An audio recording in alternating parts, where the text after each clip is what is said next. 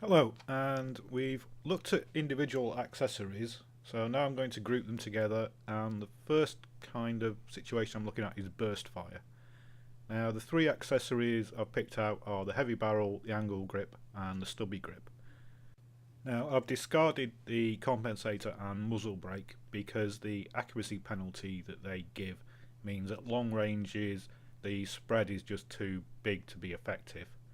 And the ergo grip has no effect if you're not moving, and you're very rarely going to be strafing when burst firing at range.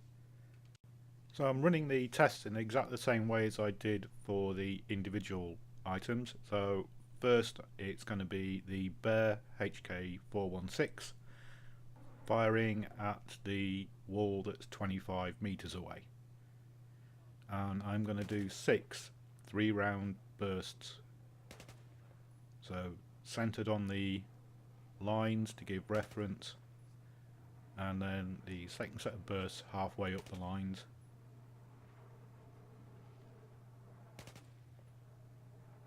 and it's as simple as that.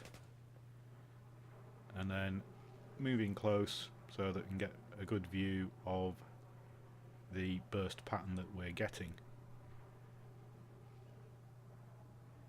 Now that burst pattern is then captured as an image, and I then load that into Paint and add the dots in a layer so that I can then strip out the background and we get the actual bullet pattern for the standard gun. So the bullet pattern is pretty standard up and to the right. Then what I did was overlay all the groups together with the first shots overlapping, and then you can see the patterns that you get for the second and third shots combined and the amount of spread that is going to happen. So the next option is going to be the heavy barrel and the angled grip, which in theory should be the best combination for burst fire and long range. So again, it's 6 groups against that wall, firing 3-shot bursts. Occasionally there's a 2-shot, occasionally there's a 4-shot. If there's a 4-shot, then I disregard the last shot, so we just get 3, and if there's a 2-shot, then I'll still add it into the lists. But hopefully with 6 bursts we should get a representative sample, even if there's a 2-shot in there.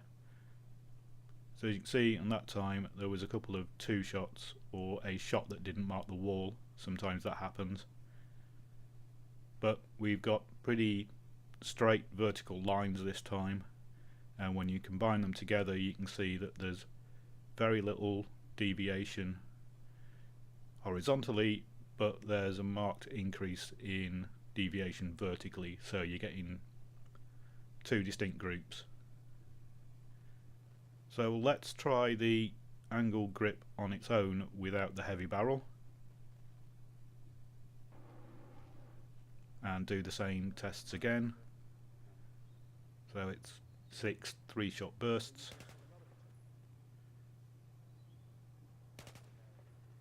So I could have cut these clips out, but then I thought it was better to leave them in so you can see that I am testing them properly, and also that you can see how the gun reacts and jerks. So again, we've got 6 groupings and they look like that. So the recoil is a bit less predictable. We've got a few shots going left, and when you combine it you see that it's more of a spread pattern vertically. So although the majority are to the right, we have 3 shots that have gone left. Now let's look at the Stubby Grip. Now this came out as probably the best all-round option for full auto fire for the grips, and it's interesting to see how it performs in burst fire, because I'm not exactly sure how many shots it takes before its advantage kicks in. It just says full auto. So is that just the gun being in full auto mode, or is that based on the number of shots you fire? So that's our grouping for the Stubby Grip, and we get reasonable up and mostly to the right patterns. So if we combine those patterns together, we get this,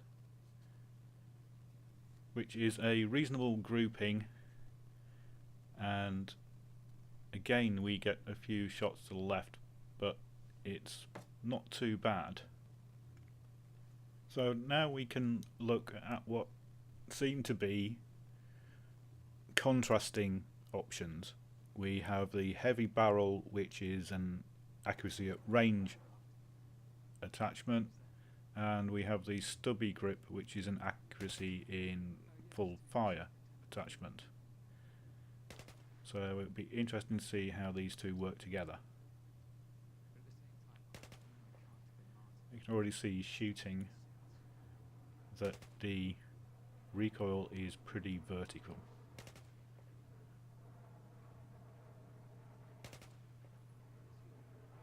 So if we go and have a look at that and then map it out, we can see that we get this, which looks on the face of it a very similar pattern to the angled grip and heavy barrel. So the heavy barrel does have a considerable effect when shooting in burst fire, and if we join them all together, we can see that we've got a distinct grouping of second and third shots, but with a larger gap between first and second shots than we did with the angled. So these are the 5 patterns put together, and as you can see there's 2 distinct types. The heavy barrel makes a marked difference to burst fire. If we look at the results in terms of the grips, we can see that the angled grip on its own seems to make burst fire worse, but the Stubby Grip has little effect on the patterns that we're getting. When we combined the grips with the heavy barrel, we get 2 distinct patterns for the angled grip. The second and third shots are pretty distinct, where they're much closer with the Stubby Grip, but the gap between the first and second shots is much greater. Now I would look at this and think that maybe heavy and stubby is the way to go, because the second and third shots are landing so close together. You're having to aim low with both, so in my opinion I would go with the heavy and stubby, because your second and third shots are going to reliably hit the same place, and if you do have to go full auto when the distance is close, then you've got the advantage of the Stubby Grip improving your full auto accuracy.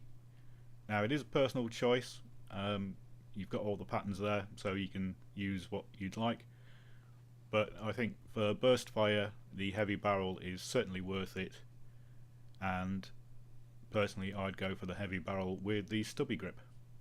So that's it for the burst fire accessories comparison. Next will be a full auto accessories comparison. Thanks for watching, and I hope this is useful.